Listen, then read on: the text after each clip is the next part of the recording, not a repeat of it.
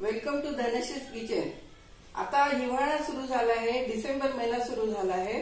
आज मी तुम्हाला आपल्या सगळ्यांचे आवडते आणि माझे सुद्धा खूप आवडते डिंकाचे लाडू बनवून दाखवणार आहे।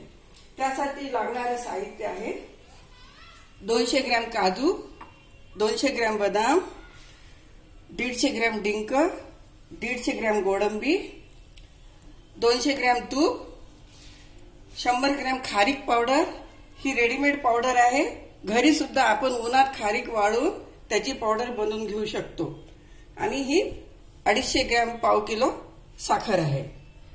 त्याचसोबत 1 टेबलस्पून खसखस, 8 ते 10 लवंग आणि 1 टेबलस्पून अजवाईन आहे। आता मी तुम्हाला डिंकाचे लाडू कसे बनवायचे ते दाखवते। सगळ्यात पहिले आपल्याला डिंक आणि बदाम सगळ्या वस्तू ड्राय रोस्ट करून घ्यायचे।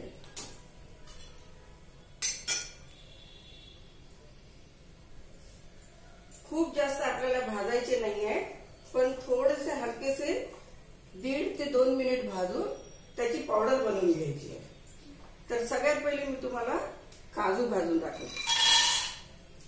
200 ग्रॅम काजू आहे, हे मी हलकेसे अगदी खूप लाल पण होऊ देणार नाहीये, पण थोडे गरम झाले पाहिजे, हाताला गरम लागले पाहिजे इतपत मी भाजून घेणार आहे।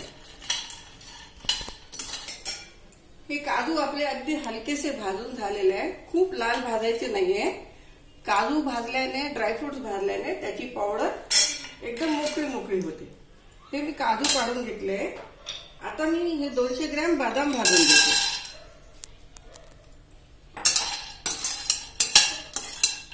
एकदम स्लो गॅसवर आपल्याला हे अगदी मंदपणे भाजून घ्यायचे आहे।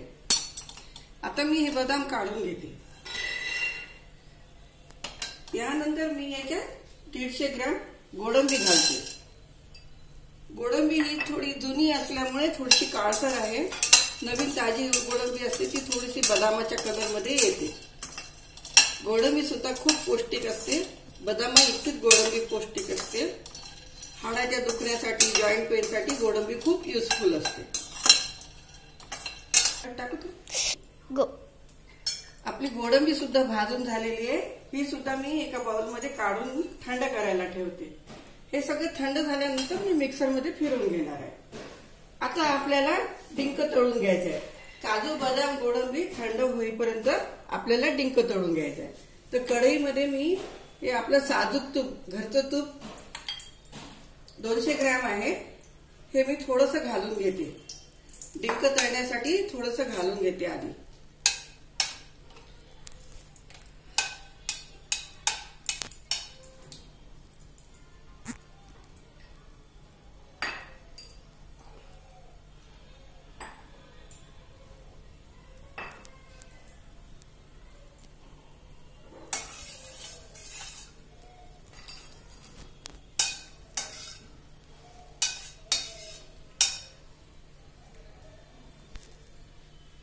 आपलं तूप गरम झालंय की नाही हे बघायसाठी मी एक डिंकाचा खडा टाकून बघते आधी।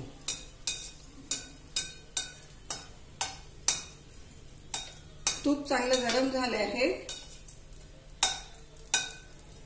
सिम गॅसवर आपल्याला डिंक चांगला तळून घ्यायचा आहे।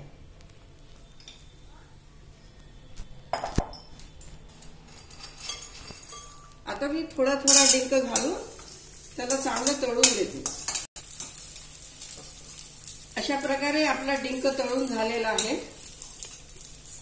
डिंक छान साईज मध्ये फुललेला आहे आणि खुसखुशीत झालेला आहे।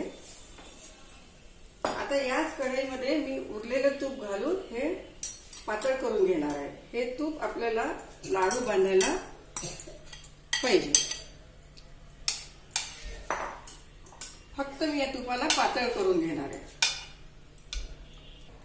अशा प्रकारे आपलं काजू, बदाम, गोडंबी भाजून झाले आहे आणि डिंक तळून झाले आहे। हे तूप मी पातळ करून घेतले आहे, हे थोडे मी मागे ठेवते आणि एका छोट्या पॅन मध्ये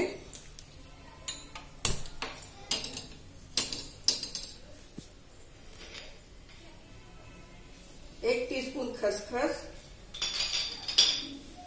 8-10 लवंगा आणि 1 टीस्पून अजवाईन हे सुद्धा हलकसं शेकून घेणार आहे.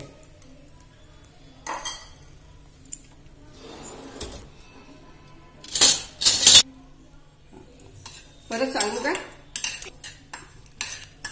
परत सांगू?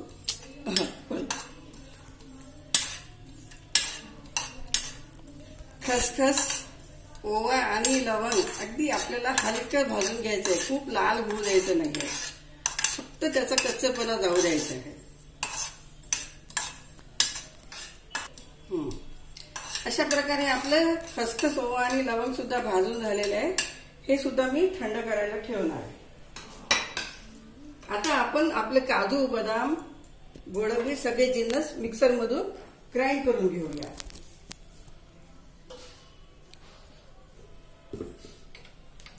मिक्सरच्या एका जार मध्ये सर्वप्रथम काजू मी ग्राइंड करून घेते. ही आपली काजूची पावडर आहे, ही बदामाची पावडर आहे, ही गोडंबीची पावडर आहे, ही डिंकाची पावडर आहे. आधी डिंक थोडासा तळल्यानंतर खलबत्त्यात कुटून मग मी मिक्सर मधून फिरून घेतलेला आहे. ही पिठी साखर आहे.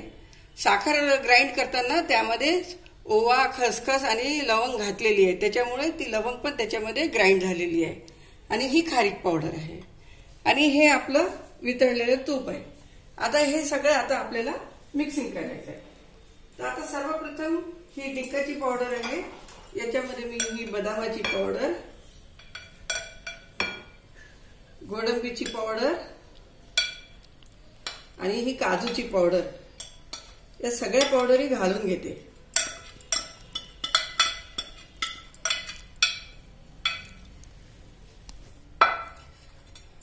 त्यानंतर ही खारीकची पावडर.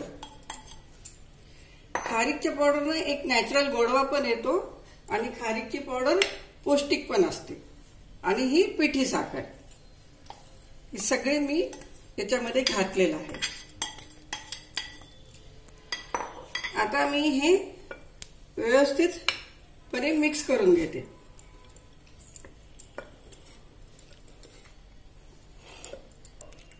आता हे आपल्या सगळ्या पावडरी व्यवस्थितपर्यंत मिक्स करून घेतलंय.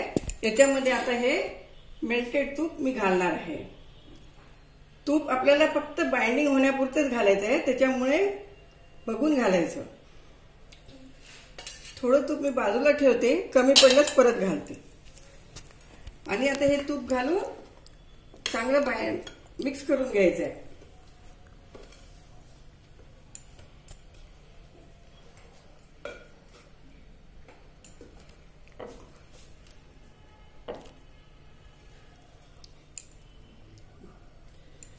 आपल्याला हे उरलेलं पण तूप लागणार आहे.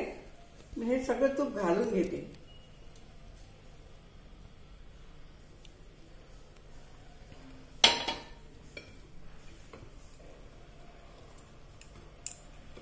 आणि हे अशा प्रकारे व्यवस्थित मिक्स करून घ्यायचं.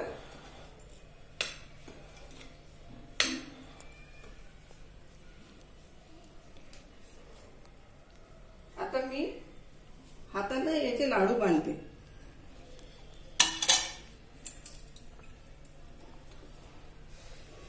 आधी व्यवस्थित मिक्सअप करून घेऊ.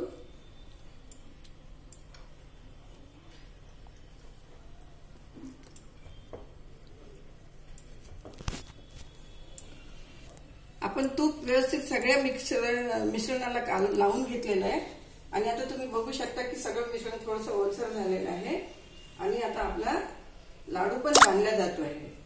आता आपण याचे लाडू बांधायचे.